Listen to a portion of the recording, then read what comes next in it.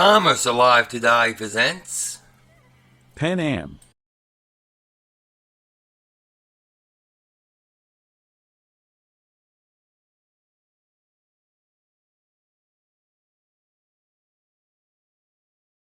Pan American Airways, Incorporated was founded as a shell company on March 14, 1927, by United States Army Air Corps officers Henry Hap Arnold, Carl Spaatz and John Joud out of concern for the growing influence of the German-owned Colombian air carrier SCADA in Central America. Operating in Colombia since 1920, SCADA lobbied hard for landing rights in the Panama Canal Zone, ostensibly to survey air routes for a connection to the United States, which the Air Corps viewed as a precursor to a possible German aerial threat to the canal. In the spring of 1927, the United States Post Office requested bids on a contract to deliver mail from Key West, Florida to Havana, Cuba before October 19, 1927. Arnold and Spaatz drew up the prospectus for Pan American after they learned that SCADA hired a company in Delaware to obtain air mail contracts from the U.S. government.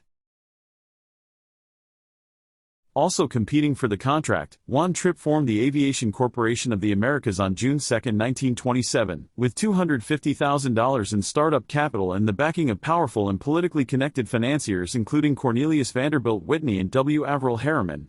Their operation had the all-important landing rights for Havana, having acquired American International Airways, a small airline established in 1926 by John K. Montgomery and Richard B. Bevier as a seaplane service from Key West to Havana. A third company, Atlantic, Gulf, and Caribbean Airways, was established on October 11, 1927, by New York City investment banker Richard Hoyt to bid for the contract. The Postal Service awarded Pan American Airways the U.S. mail delivery contract to Cuba at the end of the bidding process, but Pan American lacked any aircraft to perform the job and did not have landing rights in Cuba. Just days before the 19th of October deadline, the three companies decided to form a partnership. ACA chartered a Fairchild FC-2 floatplane from a small Dominican Republic carrier, West Indian Aerial Express, allowing Pan Am to operate the first flight to Havana on October 19, 1927. The three companies formally merged on June 23, 1928. Richard Hoyt was named as president of the new Aviation Corporation of the Americas, but Trippe and his partners held 40% of the equity and Whitney was made president. Trippe became operational head of Pan American Airways, the new company's principal operating subsidiary. On August 15, 1928, Fokker C-2 NC-55 General Machado ditched in the Gulf of Mexico off Egmont Key, Florida after all three engines stopped due to fuel exhaustion, killing one person. The pilot had become disorientated in poor visibility. Trippe and his associates planned to extend Pan Am's network through all of Central and South America. During the late 1920s and early 1930s, Pan Am purchased a number of ailing or defunct airlines in Central and South America and negotiated with postal officials to win most of the government's airmail contracts to the region. On June 13, 1929, Fokker F-10 Christopher Columbus struck telephone lines and crashed on takeoff from Santiago Airport, killing 2 of 5 on board. The runway was waterlogged and the aircraft failed to gain sufficient altitude. In September 1929, Trippe toured Latin America with Charles Lindbergh to negotiate landing rights in a number of countries, including Barranquilla on SCADA's home turf of Colombia, as well as Maracaibo and Caracas in Venezuela. By the end of the year, Pan Am offered flights along the west coast of South America to Peru. Following government favors for the denial of mail contracts to their competition, a forced merger was created with New York, Rio, and Buenos Aires Line, giving a seaplane route along the east coast of South America to Buenos Aires, Argentina, and westbound to Santiago, Chile. Its Brazilian subsidiary Nerba do Brasil was later renamed as Pan Air do Brasil. Pan Am also partnered with the Grace Shipping Company in 1929 to form Pan American Grace Airways, better known as Panagra, to gain a foothold to destinations in South America. In the same year, Pan Am acquired a controlling stake in Mexicanada Aviation and took over Mexicana's Ford Trimotor route between Brownsville, Texas, and Mexico City, extending the service to the Yucatan Peninsula to connect with Pan Am's Caribbean route network. Pan Am's holding company, the Aviation Corporation of the Americas, was one of the most sought-after stocks on the New York Curb Exchange in 1929, and flurries of speculation surrounded each of its new route awards. In April 1929, Tripp and his associates reached an agreement with United Aircraft and Transport Corporation to segregate Pan Am operations to the south of the Mexico-United States border, in exchange for UAC taking a large shareholder stake. UAC was the parent company of what are now Boeing, Pratt & Whitney, and United Airlines. The Aviation Corporation of the Americas changed its name to Pan American Airways Corporation in 1931.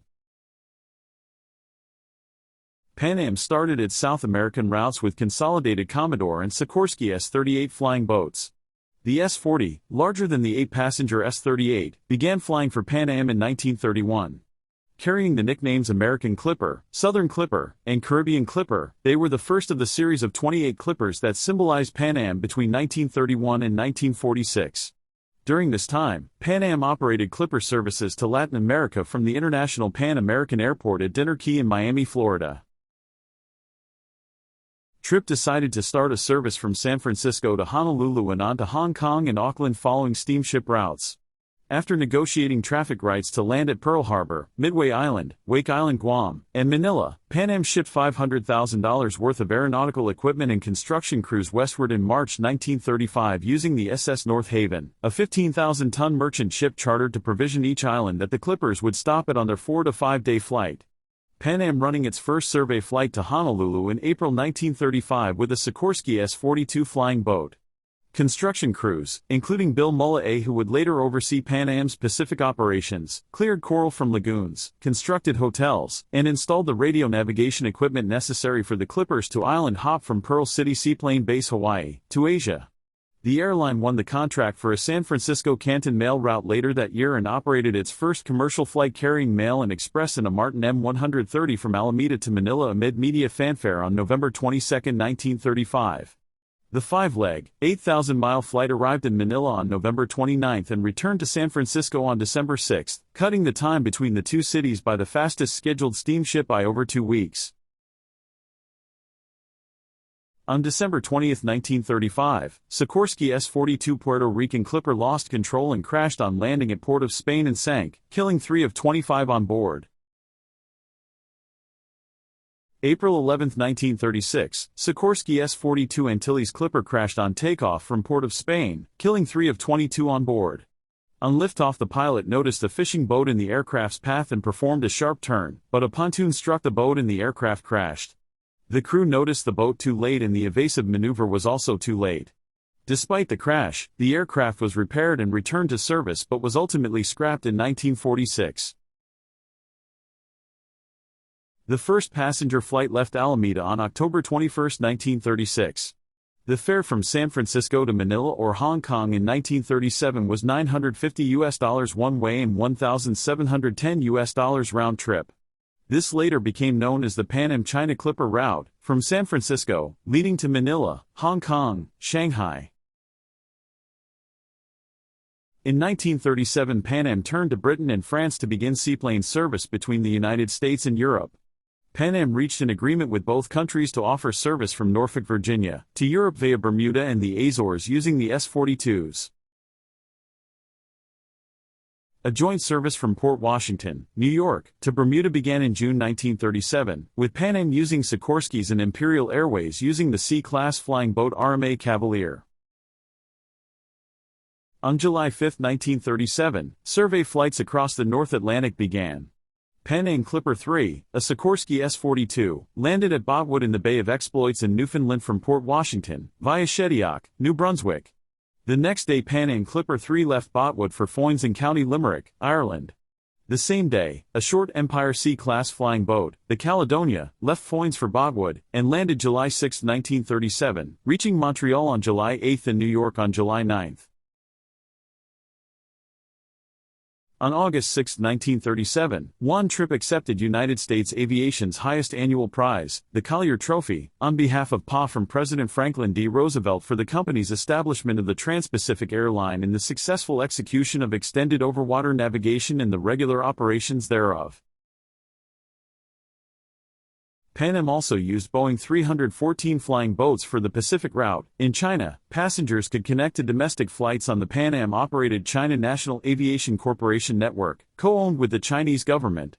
Pan Am flown to Singapore for the first time in 1941, starting a semi-monthly service that reduced San Francisco-Singapore travel times from 25 days to 6 days. On January 11, 1938, Sikorsky S-42 Samoan Clipper exploded in midair over Pago Pago while dumping fuel, killing all 7 on board, including pilot Ed Music. An hour after takeoff, the aircraft developed an oil leak and the crew decided to return to Pago Pago. Fully loaded with fuel, the aircraft was too heavy to land in the small harbor and the crew began dumping fuel, but during this process the fuel ignited and the aircraft exploded. Fuel vapors probably became trapped in a wing flap when it was extended. On April 25, 1938, Flight 105, operated by a Sikorsky S-43, stalled and crashed in the Caribbean Sea off Kingston, Jamaica following engine failure caused by fuel system problems. The aircraft sank but all 18 on board survived. On July 15, 1938, Douglas DC-3-228 crashed into a hospital at Morón, Argentina while attempting to return to Ituzaingó Airport following engine failure, killing 1 person on the ground. All 13 on board the DC-3 survived. On July 28, 1938, Flight 229, operated by Martin M130 Hawaii Clipper, disappeared between Guam and Manila with 15 on board. On February 19, 1939, Sikorsky S-42 Dominican Clipper bounced on landing and struck a swell and rose up, but just as power was applied, the left pontoon struck the water and the aircraft water-looped and came to rest partially submerged. All 30 on board survived. The aircraft was repaired and returned to service but was lost in the crash of Flight 203 in 1941. 6 large, long-range Boeing 314 flying boats were delivered to Pan Am in early 1939. On March 30, 1939, the Yankee Clipper, piloted by Harold E. Gray, made the first-ever transatlantic passenger flight. The first leg of the flight, Baltimore to Orta, took 17 hours and 32 minutes and covered 2,400 miles.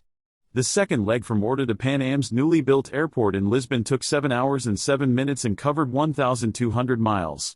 The Boeing 314 also enabled the start of scheduled weekly contract foreign air mail service and later passenger flights from New York to both France and Britain.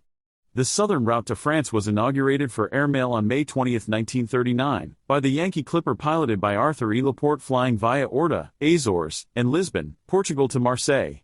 Passenger service over the route was added on June 28, 1939, by the Dixie Clipper piloted by R.O.D. Sullivan.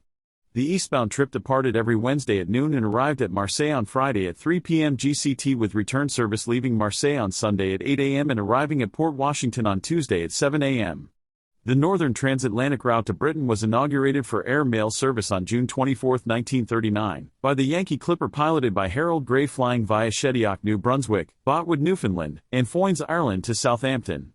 Passenger service was added on the northern route on July 8, 1939, by the Yankee Clipper. Eastbound flights left on Saturday at 7:30 a.m. and arrived at Southampton on Sunday at 1 p.m. GCT. Westbound service departed Southampton on Wednesday at noon and arrived at Port Washington on Thursday at 3 p.m. On August 13, 1939, Sikorsky S-43 crashed in Guanabara Bay due to loss of control following engine failure, killing 14 of 16 on board.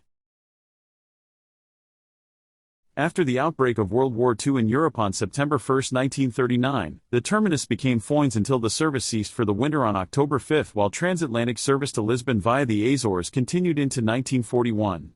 During World War II, Pan Am flying over 90 million miles worldwide in support of military operations. The Clippers, the name harkened back to the 19th century fast-sailing Clippers, were the only American passenger aircraft of the time capable of intercontinental travel. To compete with ocean liners, the airline offered first-class seats on such flights, and the style of flight crews became more formal. Instead of being leather-jacketed, silk-scarved airmail pilots, the crews of the Clippers wore naval-style uniforms and adopted a set procession when boarding the aircraft. In 1940, Pan Am and TWA both received and began using the Boeing 307 Stratoliner, the first pressurized airliner to enter service. The Boeing 307's airline service was short-lived, as all were commandeered for military service when the United States entered World War II.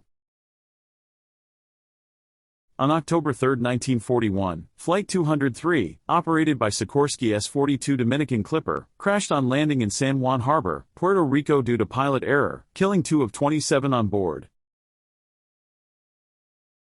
On December 8, 1941, Sikorsky S-42B Hong Kong Clipper 2 was destroyed on the ground during the Battle of Hong Kong. On December 11, 1941, Sikorsky S-38B crashed in Biscayne Bay off Miami during a training flight for reasons unknown, killing the 3 crew.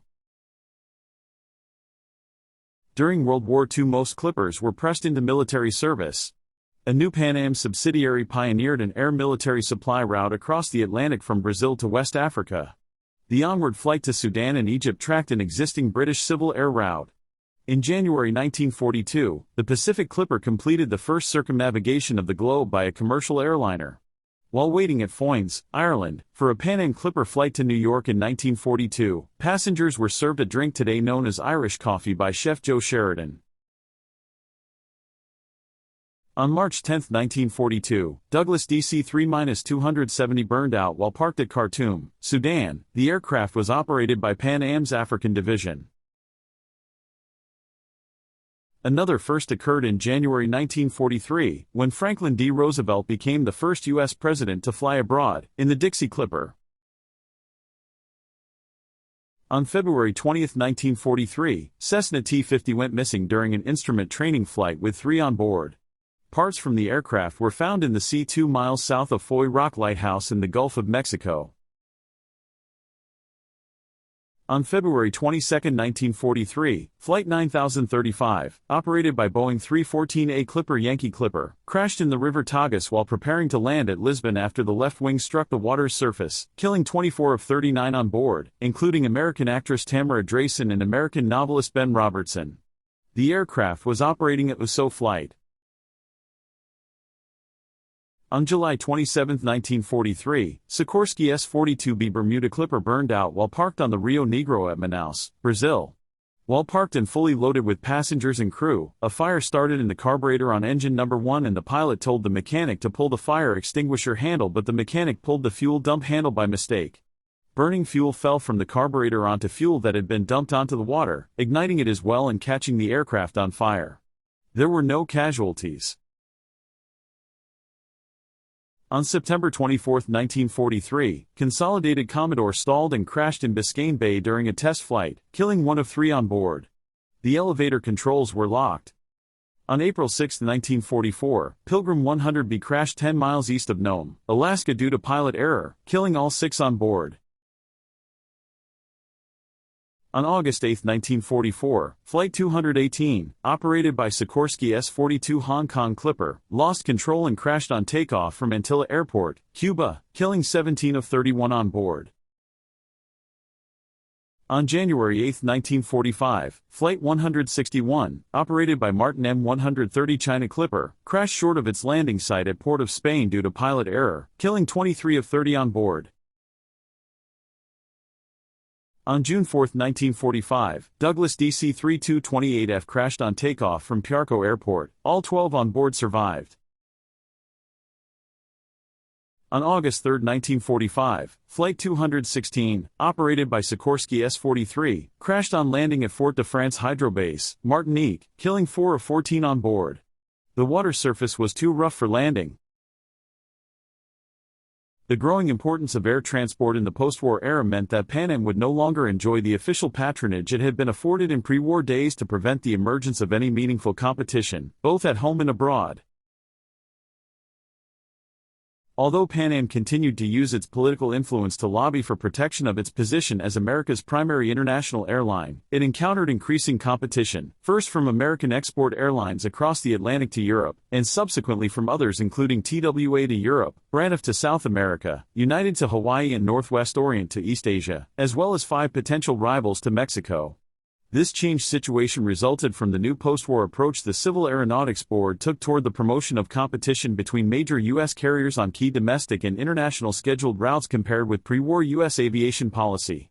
American Overseas Airlines was the first airline to begin regular landplane flights across the Atlantic on October 24, 1945. On November 4, 1945, Honolulu Clipper, the prototype Boeing 314 Clipper, force landed in the Pacific, 625 miles off Hawaii following double-engine failure. After an unsuccessful attempt to repair the engines at sea, the aircraft was to be towed to port, but the aircraft was damaged in the attempt and was intentionally sunk by U.S. Navy gunfire as salvage was deemed impractical. The aircraft was operating an Operation Magic Carpet flight, carrying 26 military personnel back to the U.S. after service in the Pacific.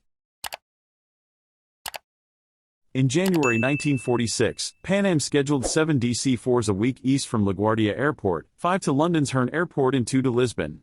The time to Herne was 17 hours and 40 minutes, including stops, or 20 hours and 45 minutes to Lisbon. A Boeing 314 flying boat flew LaGuardia to Lisbon once every 2 weeks in 29 hours and 30 minutes. Flying boat flights ended shortly thereafter. TWA's transatlantic challenge. The impending introduction of its faster, pressurized Lockheed Constellations resulted in Pan Am ordering its own Constellation fleet at $750,000 apiece. Pan Am beginning transatlantic Constellation flights on January 14, 1946, beating TWA by 3 weeks. In January 1946, a flight from Miami to Buenos Aires took 71 hours and 15 minutes in a Pan Am DC-3, but the following summer, DC-4s flew Idlewild to Buenos Aires in 38 hours and 30 minutes. In January 1958, Pan Am's DC-7BS flew New York to Buenos Aires in 25 hours and 20 minutes, while the National Pan Am Panagra DC-7B via Panama and Lima took 22 hours and 45 minutes.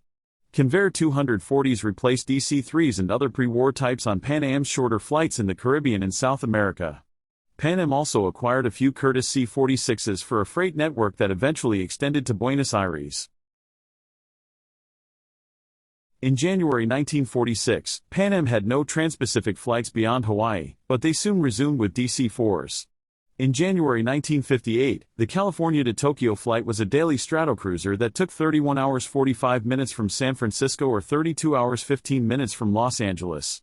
A flight to Seattle and a connection to Northwest DC-7C totaled 24 hours and 13 minutes from San Francisco, but Pan Am was not allowed to fly that route.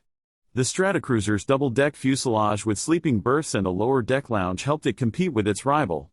Super Stratocruisers with more fuel appeared on Pan Am's transatlantic routes in November 1954, making non-stop eastward and one-stop westward schedules more reliable.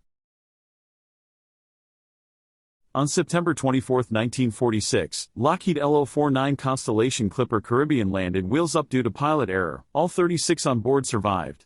The pilot called for flaps up, but the co-pilot raised the landing gear by mistake. On June 19, 1947, Flight 121, operated by Lockheed L049 Constellation Clipper Eclipse formerly Clipper Dublin, crashed in the Syrian desert near Maidan following failure of one engine and fire and separation of another, killing 15 of 36 on board. Gene Roddenberry, creator of the original Star Trek, was among the survivors. In June 1947, Pan Am started the first scheduled round-the-world airline flight. In September, the weekly DC-4 was scheduled to leave San Francisco at 2200 hours Thursday as Flight 1, stopping at Honolulu, Midway, Wake Guam, Manila, Bangkok, and arriving in Calcutta on Monday at 12:45, where it met Flight 2, a Constellation that had left New York at 23:30 Friday. The DC-4 returned to San Francisco as Flight 2. The Constellation left Calcutta at 13:30 Tuesday, stopped at Karachi, Istanbul, London, Shannon, Gander, and arrived LaGuardia Thursday at 14:55. A few months later, PA-3 took over the Manila route, while PA-1 shifted to Tokyo and Shanghai. All Pan Am round-the-world flights included at least one change of plane until Boeing 707s took over in 1960. PA-1 became daily in 1962-63, making different en route stops on different days of the week. In January 1963, it left San Francisco at 9 o'clock daily and was scheduled into New York 56 hours and 10 minutes later. Los Angeles replaced San Francisco in 1968, when Boeing 747s finished replacing 707s in 1971. All stops except Tehran and Karachi were served daily in each direction. For a year or so in 1975-76, Pan Am finally completed the round-the-world trip, New York to New York. On September 20, 1947, Flight 131, a Douglas DC-4, landed short and skidded while landing at Floyd Bennett Field, New York. Following double-engine failure and in-flight fire, all 41 on board survived. 3 hours into the flight, the pilot attempted to operate the number 3 and 4 engines from their main fuel tanks following problems with the right-side fuel system, but both engines failed later. The aircraft continued on 2 engines until the fire warning light came on for engines 3 and 4. Smoke was seen coming from the number 3 engine and the CO2 bottle was discharged. The right side landing gear then came down with a burning tire. Full power was applied to maintain altitude as the crew prepared for a ditching, but the aircraft was able to reach the airport. Electricity was arcing between the main battery bus and an engine pulley control bracket on the number 3 engine. On October 26, 1947, Flight 923, operated by Douglas DC-4 Clipper Talisman II, struck Tangas Mountain on Annette Island, Alaska, for reasons unknown, killing all 18 on board. On April 15, 1948, Flight 110, operated by Lockheed L049 Constellation Clipper Empress of the Skies, crashed short of the runway at Shannon Airport due to a mechanical and/or electrical failure, killing 30 of 31 on board. On April 29, 1948, a Douglas DC-3A was struck by rifle fire on takeoff from San Jose, Costa Rica, with several rounds penetrating the fuselage, blowing out a tire and striking a propeller blade. Despite the attack, the aircraft was able to safely continue to its destination. On December 9, 1948, Flight 428, a Convair CV-242, ran off the runway while taking off from Rancho Boyeros Airport, Cuba, no casualties. The aircraft was repaired and returned to service. On January 26, 1949, Curtiss C-46F stalled and crashed at Asmara International Airport while attempting to return following a loss of power on engine number 2 on takeoff. All 4 crew survived. The aircraft was leased from the USAF. On January 30, 1949, Flight 100, operated by Lockheed L-749 Constellation Clipper Monarch of the Skies, collided in midair with a private Cessna 140 over Port Washington, New York. The Cessna crashed, killing both pilots. The Constellation landed safely at Mitchell AFB. In January 1950, Pan American Airways Corporation officially became Pan American World Airways Incorporated. The airline had begun calling itself Pan American World Airways in 1943. June 15, 1950, Curtiss C-46F Force landed near Mérida, Mexico following separation of the number 2 propeller. Both pilots survived. A failure in the master rod bearing and crankshaft caused the propeller separation. The aircraft was leased from the USAF.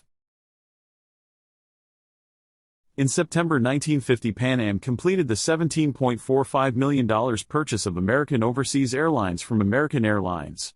That month, Pan Am ordered 45 Douglas DC-6Bs. The first, Clipper Liberty Bell, inaugurated Pan Am's all-tourist class Rainbow service between New York and London on May 1, 1952, to complement the all-First President Stratocruiser service. From June 1954, DC-6Bs began replacing DC-4s on Pan Am's internal German routes. On June 22, 1951, Flight 151, operated by Lockheed L049 Constellation Clipper Great Republic, struck a hill near Sanoye, Liberia due to pilot error, killing all 40 on board. On August 8, 1951, Curtiss C-46F overran the runway on landing at Congonhas Airport, Brazil after landing too late. All 3 crew survived. The aircraft was leased from the USAF. On September 2, 1951, Flight 507, a Convair CV-242, crashed in the sea while on approach to Kingston, Jamaica due to crew errors. All 34 on board survived. On April 11, 1952, Flight 526A, operated by Douglas DC-4 Clipper Endeavour, ditched in the sea off Puerto Rico following double-engine failure, killing 52 of 69 on board. The engine failures were caused by faulty parts and improper maintenance. On April 29, 1952, Flight 202, operated by Boeing 377-10-26 Stratocruiser Clipper Good Hope, lost control and broke up in midair for reasons unknown and crashed in the Amazon basin some 281 miles southwest of Carolina, Brazil, killing all 50 on board. The number 2 engine had separated from the wing, possibly due to a propeller failure. The accident remains the deadliest involving the Boeing 377. On July 27, 1952, Flight 201, a Boeing 377-1026 Stratocruiser, experienced an explosive decompression shortly after takeoff from Rio de Janeiro when the cabin door blew open. A passenger was sucked out of the aircraft and killed, but the aircraft returned safely to Rio de Janeiro. The cabin door was not properly locked.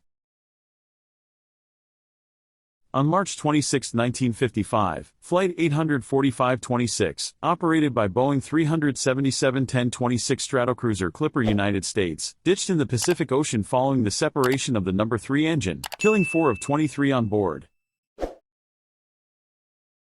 On October 16, 1956, Flight 6, operated by Boeing 377-1029 Stratocruiser Clipper Sovereign of the Skies, ditched in the Pacific Ocean due to double engine failure following an overspeed incident. All 31 on board survived. Pan Am introduced the Douglas DC-7C-7Cs on transatlantic routes in summer 1956.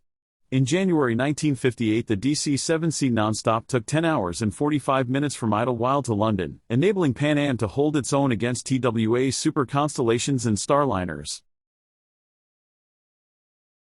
On January 19, 1957, a technician stole a Douglas DC-3 at Idlewild Airport, now John F. Kennedy International Airport, and was able to climb to 150 feet before the aircraft stalled and crashed near the runway, killing him. On November 8, 1957, Flight 7, operated by Boeing 377-1029 Stratocruiser Clipper Romance of the Skies, disappeared while on the San Francisco-Honolulu leg of a round-the-world flight with 44 on board. Wreckage and 19 bodies were found 6 days later 900 miles northeast of Honolulu and 90 miles north of the intended flight route. The cause of the crash was not determined, but an overspeeding engine leading to a ditching was the likely cause. In 1957, Pan Am started DC-7C flights direct from the west coast of the United States to London and Paris, with a fuel stop in Canada or Greenland. The introduction of the faster Bristol Britannia turboprop by British Overseas Airways Corporation between New York and London on December 19, 1957, ended Pan Am's competitive leadership there. In January 1958, Pan Am scheduled 47 flights a week east from Idlewild to Europe, Africa, the Middle East and beyond. The following August there were 65. February 1, 1958, Flight 70, operated by Douglas DC-7C, Clipper Blue Jacket, landed wheels up at Schiphol International Airport due to pilot error. All 16 on board survived. Just before landing, the co-pilot decided to abandon the approach and ordered the landing gear up and takeoff power. The pilot then took control, ordered the gear down and proceeded to complete the landing. The landing gear was not all the way down and locked. Pan Am considered purchasing the world's first jetliner, the British de Havilland Comet, but instead waited to become Boeing's 707 launch customer in 1955 with an order for 20. It also purchased 25 Douglas DC-8, which could seat 6 across. The 707 was originally to be 144 inches wide with 5 abreast seating, but Boeing widened their design to match the DC-8. The combined order value was $269 million. On June 2, 1958, Boeing 377-1026 Stratocruiser former Clipper America Clipper Golden Gate landed hard at Manila, collapsing the landing gear. The aircraft then skidded and swerved to the right and stopping 2,850 feet past the runway threshold and 27 feet from the edge of the runway. One passenger was killed when a blade broke off the number 3 propeller and penetrated the fuselage. Pan Am's first scheduled jet flight was from New York Idlewild to Paris Le Bourget, stopping at Gander to refuel, on October 26, 1958. The Boeing 707-121 Clipper America N711 PA carried 111 passengers.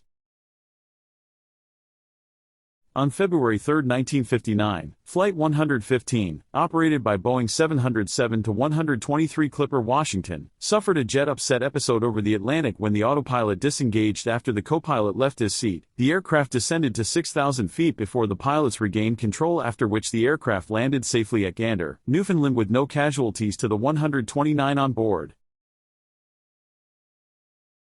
On February 20, 1959, Douglas DC-7C Clipper Gauntlet crashed on the runway at San Francisco International Airport during a training flight due to excessive descent. All 3 crew survived. On February 25, 1959, Boeing 707-121 Clipper America entered a spin over Chartres, France during a training flight while practicing a 2-engine minimum control condition. The pilots were able to recover, but the number 4 engine separated from the wing and an emergency landing was performed at London with no casualties to the 5 crew. The pilot failed to maintain flying speed during the maneuver. The aircraft was repaired and returned to service but was lost following the crash of Flight 214 in 1963. On April 10, 1959, Boeing 377-1026 Stratocruiser Clipper Midnight Sun struck an embankment after landing short at Juneau International Airport. All 10 on board survived. On June 22, 1959, Douglas DC-6B Clipper Panama burned out on the runway at Shannon Airport after the number 4 engine fell off the wing due to a broken propeller blade. All 8 on board survived. The number 1 blade on the number 4 propeller failed due to fatigue. The blade had been bent sometime in the past and this bending weakened the metal. On September 12, 1959, Douglas DC-4 Clipper Fearless struck a mountain near Mercedes, Honduras following an unexplained deviation from the flight route, killing the 3 crew.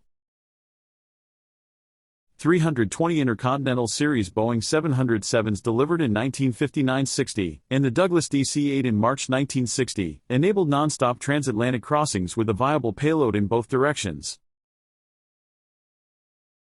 On February 18, 1961, Douglas DC-7C FN-745 Pa Clipper Fortune Belly landed at Esterdingen Airport after it struck a 10-foot tall dirt mound while on approach. All 3 crew survived.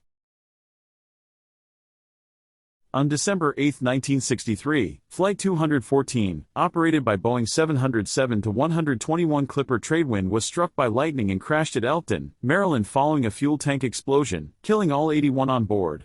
Lightning discharge wicks were installed on all aircraft after this accident. On April 7, 1964, Flight 212, operated by Boeing 707-139 Clipper Southern Cross, overran the runway while landing at John F. Kennedy International Airport after landing too far down the runway due to pilot error. All 145 on board survived. On June 28, 1965, Flight 843, operated by Boeing 707-321B Clipper Friendship, suffered an uncontained failure on engine number 4 shortly after takeoff from San Francisco at 800 feet. A fire started in the area of the engine and the outboard reserve fuel tank exploded.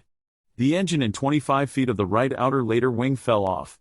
The fire was put out and the aircraft performed an emergency landing at Travis AFB with no casualties to the 153 on board. The cause of the engine failure was traced back to improper assembly, use of worn parts, and a design defect. The aircraft was repaired and returned to service. On September 17, 1965, Flight 292, operated by Boeing 707-121B Clipper Constitution, struck Chance's Peak on Montserrat due to pilot error, killing all 30 on board. Pan Am was a Boeing 747 launch customer, placing a $525 million order for 25 in April 1966. On November 15, 1966, Flight 708, operated by Boeing 727-21 Clipper Moonken, crashed near Dalgo then in East Berlin following an unexplained descent, killing the 3 crew.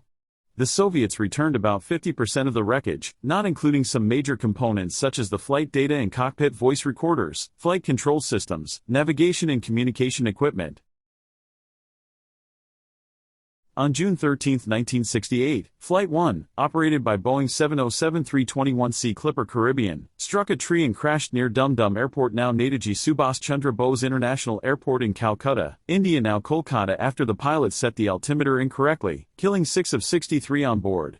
The pilots misunderstood the pressure reported to them by ATC and instead of setting QNH at 993 MB, they set QFE at 29.93 and this caused a 360-foot difference in indicated altitude. On November 24, 1968, Pan Am Flight 281 was a regularly scheduled Pan American World Airways flight to San Juan, Puerto Rico.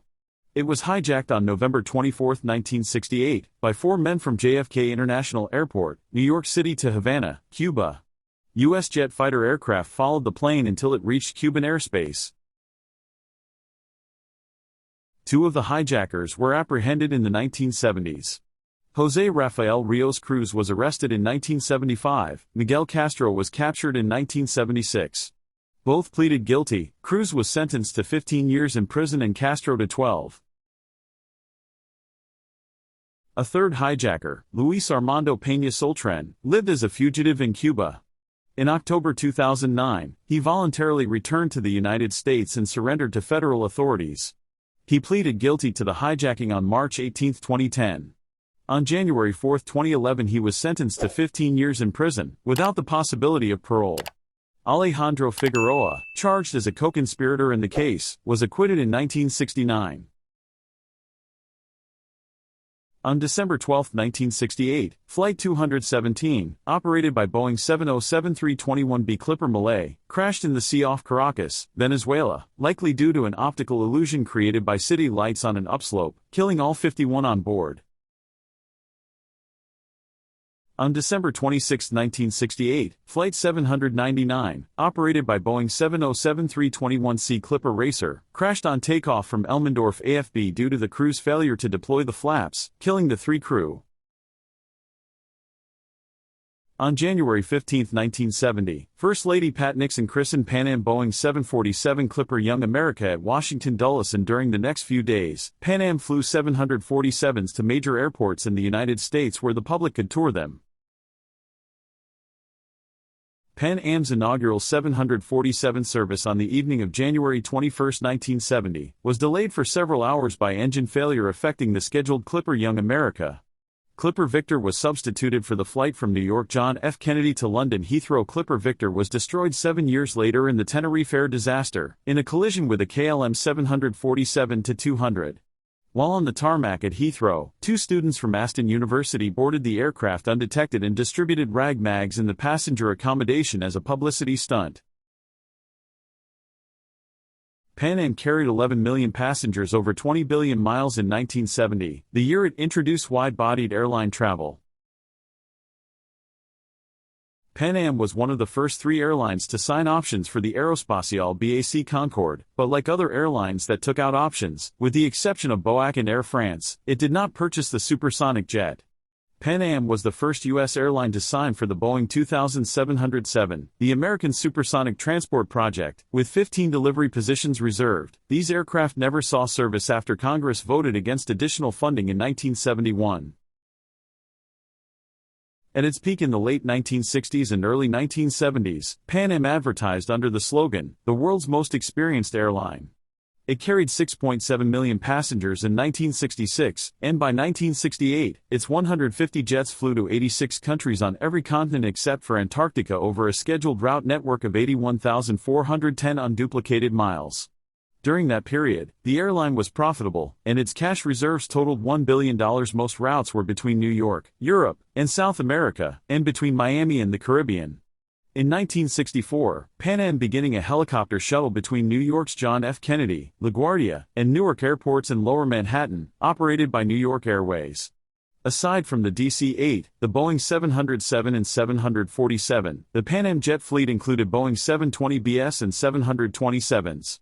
The airline later had Boeing 737s and 747 SBS which could fly nonstop from New York to Tokyo, Lockheed L-1011 TriStars, McDonnell Douglas DC-10s, and Airbus A300s and A310s.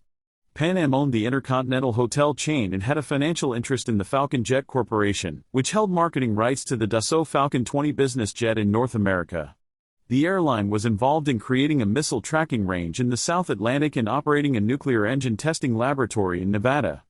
In addition, Pan Am participated in several notable humanitarian flights. At its height, Pan Am was well regarded for its modern fleet, innovative cabin design and experienced crews. Cabin staff were multilingual and usually college graduates, hired from around the world, frequently with nursing training. Pan Am's onboard service and cuisine, inspired by Maxims de Paris, were delivered with a personal flair that has rarely been equaled.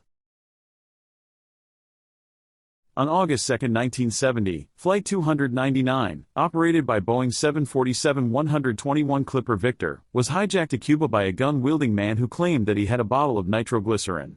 This was the first hijacking of a Boeing 747. This aircraft would be lost in the crash of Flight 1736 in 1977. On September 6, 1970, Pan Am Flight 93, a Boeing 747-121 named Clipper Fortune, was carrying 152 passengers and 17 crew, of which 85 were U.S. citizens. The flight originated from Brussels, Belgium, to New York, with a stopover in Amsterdam. The two hijackers bumped from the El Al flight boarded and hijacked this flight as a target of opportunity. The plane first landed in Beirut, where it refueled and picked up several associates of the hijackers, along with enough explosives to destroy the entire plane. It then landed in Cairo after uncertainty whether the Dawson's Field Airport could handle the size of the new Boeing 747 jumbo jet. Flight director John Ferrigio, who led the plane's evacuation, is credited with saving the plane's passengers and crew. The plane was blown up at Cairo seconds after it had been evacuated. This was the first hull loss of a Boeing 747. An audio recording of Ferrigio's landing instructions to passengers was made by one of them and can be heard in a National Public Radio report. The hijackers were arrested by Egyptian police. On July 30, 1971, Flight 845, operated by Boeing 747-121 Clipper America, struck runway structures on takeoff from San Francisco International Airport due to pilot error. All 218 on board survived. On July 2, 1972, Flight 841, a Boeing 747, was hijacked over the South China Sea by 24-year-old Nguyen Thai Binh in protest of the U.S. involvement in the Vietnam War as well as his expulsion from the U.S. The aircraft continued to Saigon where Binh was shot and killed by a retired police officer traveling as a passenger. Pan Am had invested in a large fleet of Boeing 747s, expecting that air travel would continue to increase. It did not, as the introduction of many wide-bodies by Pan Am and its competitors coincided with an economic slowdown. Reduced air travel after the 1973 oil crisis made the overcapacity problem worse. Pan Am was vulnerable, with its high overheads as a result of a large decentralized infrastructure. High fuel prices and its many older, less fuel-efficient narrow-bodied airplanes increased the airline's operating costs.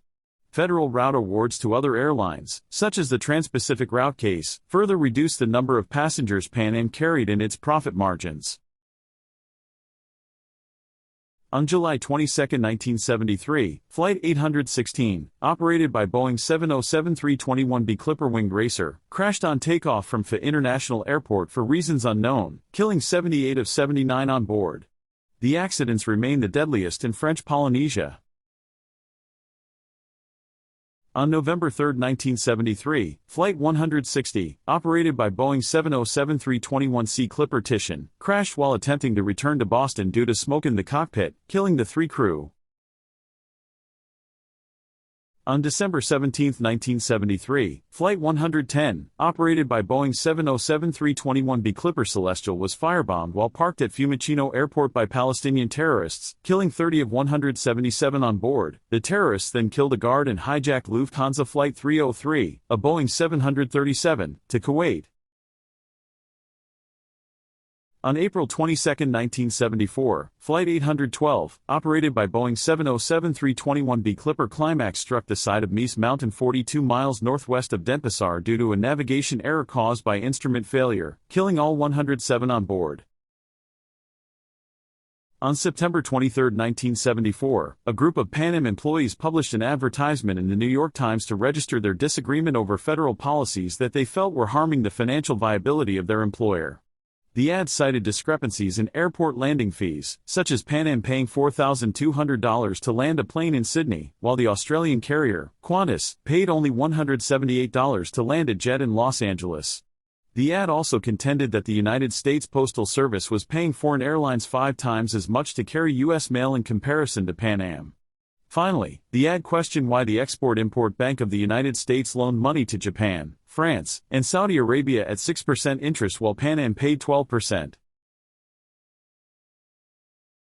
On February 3, 1975, a passenger started a fire on board a Boeing 747 63 miles west of Rangoon. The fire was put out by the crew and all 77 on board survived. By 1976, Pan Am had racked up $364 million of accumulated losses over a 10-year period, and its debts approached $1 billion. This threatened the airline with bankruptcy. Former American Airlines Vice President of Operations, William T. Sewell, who had replaced Najib Halaby as Pan Am president in 1972, began implementing a turnaround strategy, trimming the network by 25%, slashing the 40,000-strong workforce by 30%, cutting wages, introducing stringent economies and rescheduling debt, and reducing the size of the fleet. These measures, aided by the use of tax loss credits, enabled Pan Am to avert financial collapse and return to profitability in 1977. On March 27, 1977, Flight 1736, operated by Boeing 747-121 Clipper Victor, collided on the runway with KLM Flight 4805, also a Boeing 747, at Los Rodeos Airport, now Tenerife North Airport, after the KLM captain's decision to take off without ATC clearance. The collision killed all 248 on board the KLM 747 and 335 of 396 on board the Pan Am 747. With 583 total casualties, the disaster remains the deadliest in commercial aviation history. Since the 1930s, Juan Trippe had coveted domestic routes for Pan Am. Through the late 1950s and early 1960s, and in the mid-1970s, there were talks of merging the airline with a domestic operator such as American Airlines, Eastern Airlines, Trans World Airlines or United Airlines. As rival airlines convinced Congress that Pan Am would use its political clout to monopolize U.S. air routes, the CAB repeatedly denied the airline permission to operate in the U.S., by growth or by a merger with another airline. Pan Am remained an American carrier operating international routes only aside from Hawaii and Alaska. The last time Pan Am was permitted to merge with another airline prior to the deregulation of the U.S. airline industry was in 1950, when it took over American Overseas Airlines from American Airlines. After deregulation in 1978, more U.S. domestic airlines began competing with Pan Am internationally. April 4, 1979, Flight 816, operated by Boeing 747 SP-21N 530 Pa Clipper Mayflower, was hijacked while parked at Kingsford Smith Airport. The hijacker took a female hostage at the screening point inside the airport and forced himself on board while holding a knife to her throat. He demanded to be flown to Moscow via Singapore and Rome, where he wanted interviews with the Pope and an Italian communist leader. During negotiations, the hostage was released. The hijacker then threatened to blow up the aircraft with a gunpowder-filled beer can with a wick sticking out of it. Police used a high-pressure hose to knock the hijacker off balance, after which he hid behind a seat, still holding the beer can. The hijacker was shot and killed by police.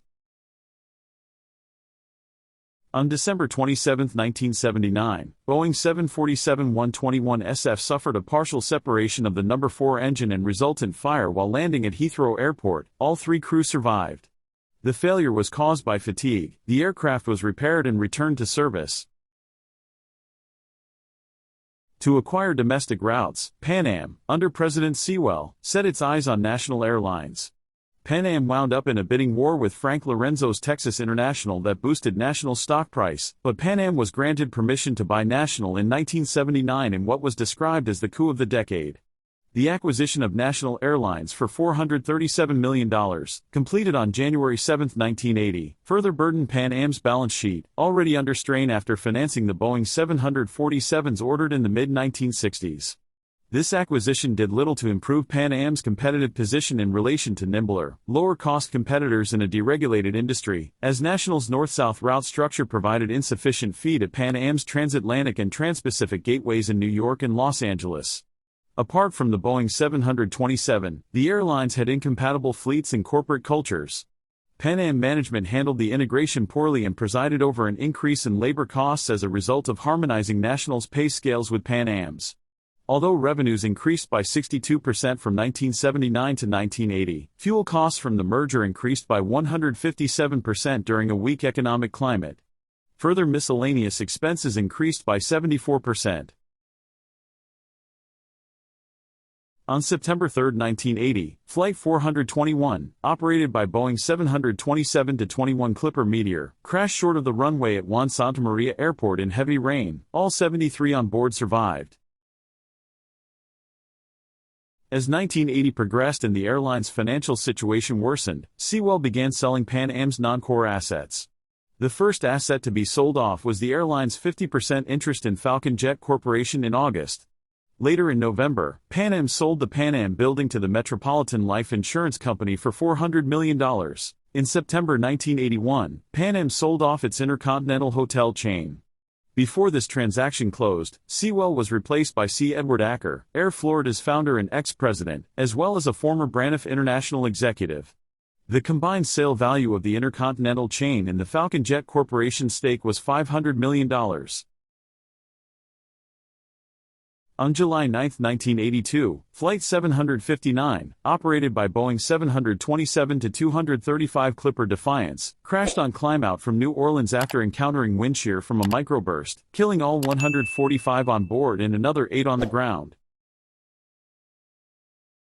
August 11, 1982, a bomb planted on board Flight 830, operated by Boeing 747-121 Clipper Ocean Rover, exploded, killing a Japanese national, 16-year-old Toru Ozawa. The aircraft made an emergency landing at Honolulu with no further casualties. The bomb had been placed by Mohammed Rashed, a Jordanian connected to the 15th of May organization. Acker followed up the asset disposal program he had inherited from his predecessor with operational cutbacks. Most prominent among these was the discontinuation of the round-the-world service from October 31, 1982, when Pan Am ceased flying between Delhi, Bangkok and Hong Kong due to the sector's unprofitability. To provide additional seating capacity for its 1983 spring/summer season, the airline also acquired 3 passenger Boeing 747-200BS from Flying Tigers, who took 4 of Pan Am's 747-100 freighters in return.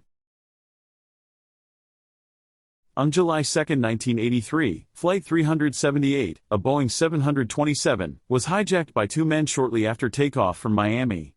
One man approached a flight attendant with a plastic bottle containing a liquid with a gasoline smell and then went to the rear of the aircraft. A second man walked to the forward galley with an object that looked like a bomb. He spoke in Spanish that he had explosives and demanded to be taken to Cuba. The aircraft diverted to Havana where the hijackers were arrested by Cuban authorities. On August 2, 1983, Flight 935, a Boeing 727, was hijacked shortly after takeoff from Miami by a male passenger.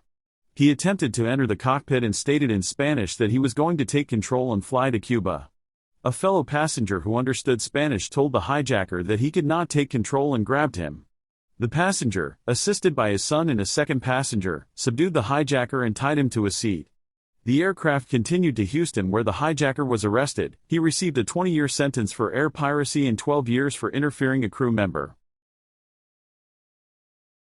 On August 4, 1983, Flight 73, a Boeing 747-121, ran off the runway while landing at Karachi International Airport due to loss of control after the pilot selected forward thrust on engine number 4 by mistake. All 243 on board survived.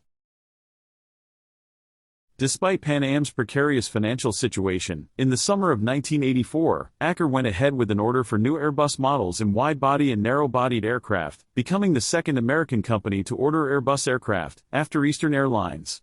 These advanced aircraft, economically and operationally superior to the 747s and 727s Pan Am operated at the time, were intended to make the airline more competitive. In 1985, new A310-221s began replacing 727s on the internal German services and A300s flew in the Caribbean networks later that year. From early 1986, additional new longer-range A310-222s replaced some of the 747s on the slimmed-down transatlantic network following ETOPS certification approval by the Federal Aviation Administration of transoceanic flying with twin-engine aircraft.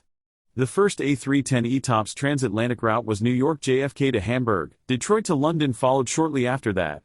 Pan Am's decision not to take delivery of the A320s and to sell its delivery positions to Braniff meant that the majority of its short-haul U.S. domestic and European feeder routes, and most of its IGS services, continued to be flown with obsolete 727s until the airline's demise. This disadvantaged it against rivals operating state-of-the-art aircraft with greater passenger appeal. In September 1984, Pan American World Airways created a holding company called Pan Am Corporation to assume ownership and control of the airline in the services division. On January 4, 1985, a lone woman attempted to hijack Flight 558, a Boeing 727-235 while parked at Cleveland Hopkins International Airport. The hijacker proceeded through a security checkpoint as an unticketed passenger and pointed a gun at security guards when they confronted her. She then proceeded through the airport concourse and onto the aircraft and fired 3 shots at the aircraft door and hit a ticket agent who was escorting a mother and child. She fired and missed 2 police officers who were attempting to board the aircraft. Some passengers were able to escape, but the hijacker held 9 people hostages. She demanded to be taken to South America, possibly to Brazil. Following an hour of negotiations, 4 of the hostages were released. After 5.5 hours, a SWAT team stormed the aircraft and shot and wounded the hijacker, and the remaining hostages were released.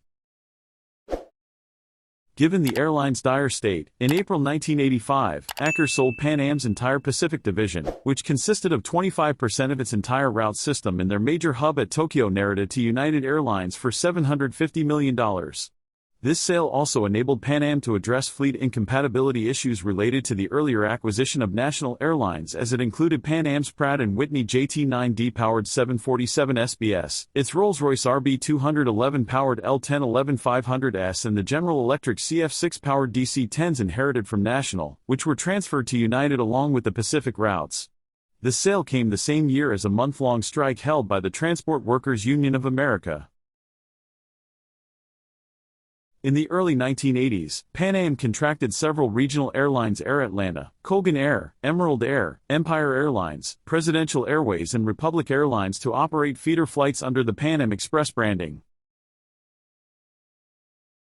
The acquisition of Pennsylvania-based commuter airline Ransom Airlines for $65 million, which was finalized in 1987, was meant to address the issue of providing additional feed for Pan Am's mainline services at its hubs in New York, Los Angeles, and Miami in the United States, and Berlin in Germany.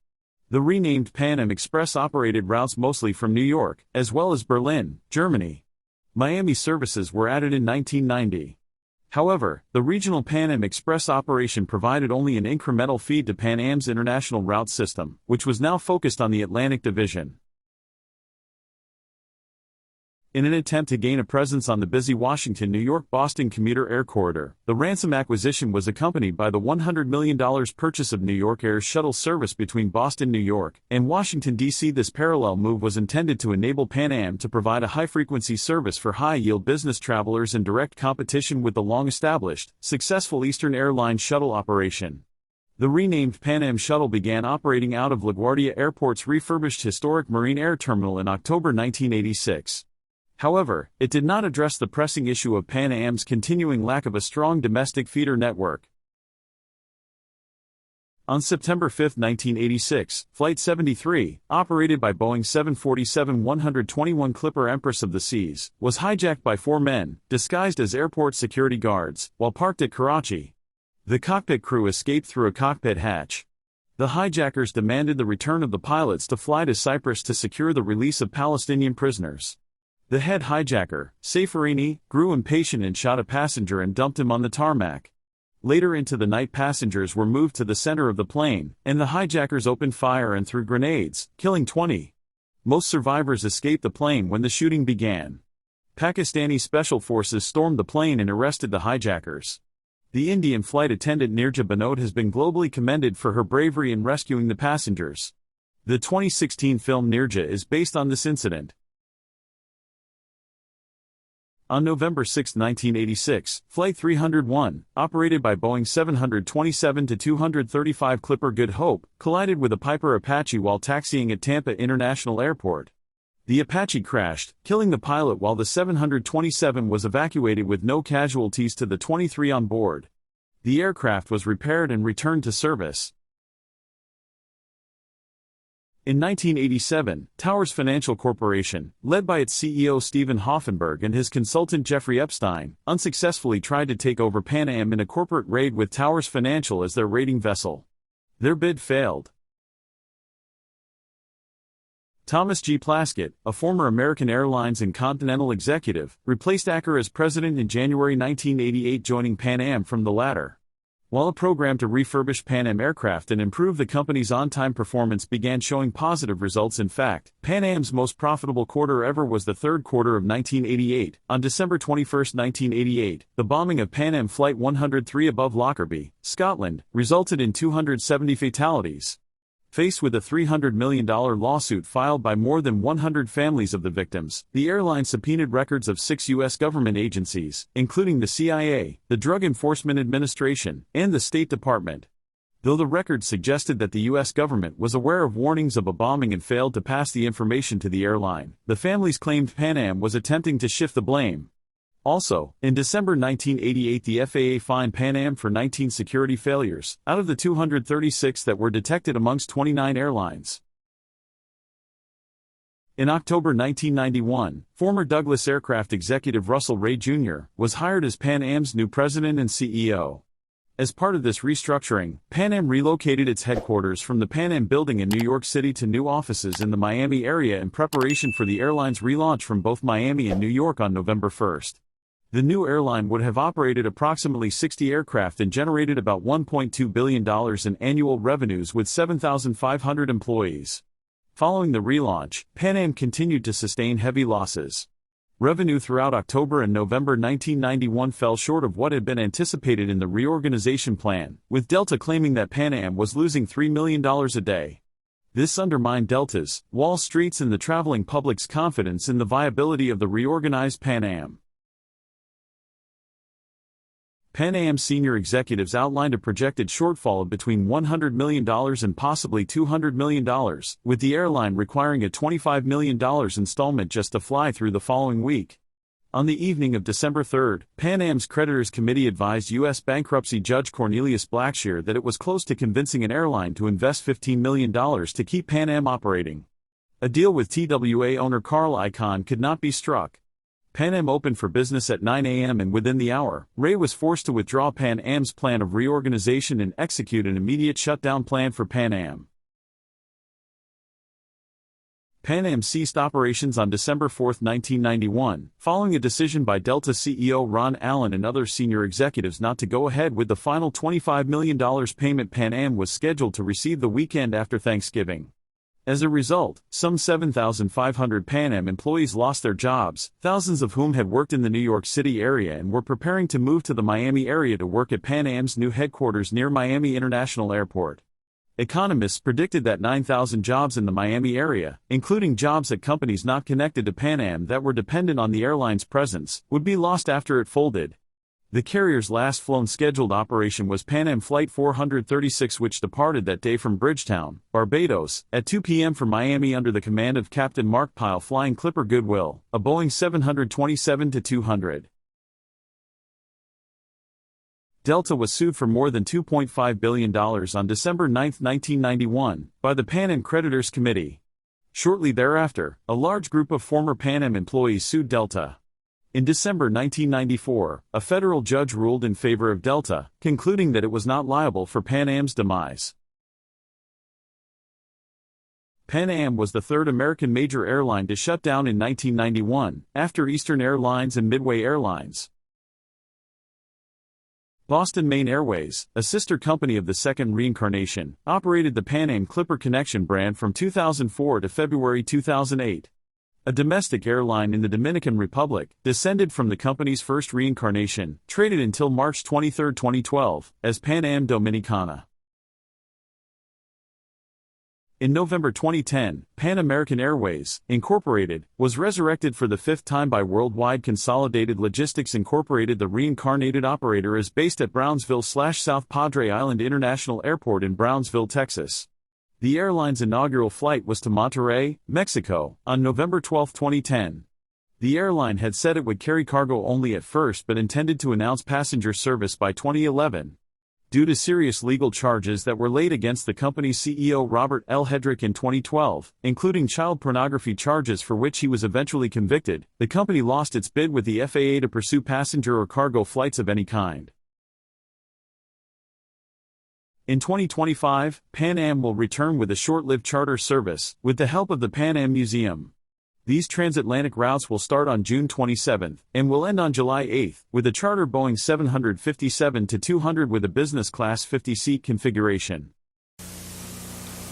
America, you don't know it yet, but you're going to Europe this summer on Pan Am. You're going because we cut our fares. They're lower than last year. You're going because now there's no excuse not to. It may be London. Or Paris. Or Rome.